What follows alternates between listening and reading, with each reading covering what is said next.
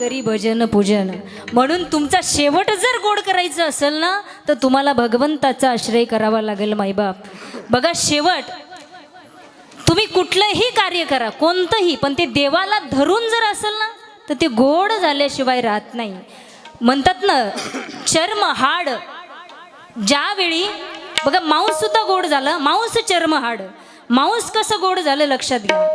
एक सजन कसाया नावाचा कसाई होता, तुम्ही सर्वांनीच हे उदाहरणं ऐकलेली आहेत। पण सजन कसाया मांस विकण्याचं काम करत होता, त्याचा व्यवसायच होता मांस विकणं।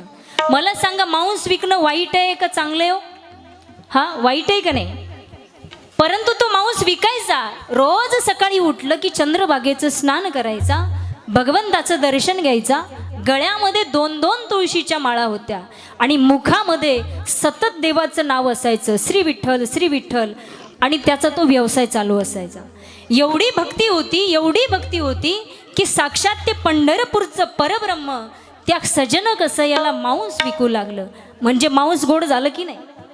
पुढे सांगितलं हाडं गोड झाली हो हाडं। ज्यावेळी मंगळवेढ्याला भिंत कोसळली आणि त्या भिंतीमध्ये संत चोखोबा मरण पावले, त्यावेळी देवानं सांगितलं नामदेव महाराजांना की नामा, माझा भक्त मंगळवेढ्याला एका भिंतीमध्ये दबलाय मेलाय, त्याची हाडं आणून पंढरपूरला समाधी बांधायची। नामदेव महाराज म्हणतात देवा आता तिथं अनेक माणसं त्या भिंतीखाली मेले आहेत, नेमकं तुमच्या भक्तांची हाडं मी कशी ओळखणार?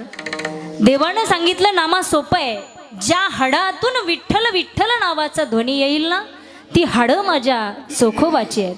आणि मग नामदेव महाराज गेले, चोखोबांची हाडं आणले। आजही तुम्ही बघा पंढरपूरमध्ये भगवंताच्या मंदिराच्या समोर चोखोबांची समाधी आहे। म्हणजे हाडं सुद्धा गोड झाली का?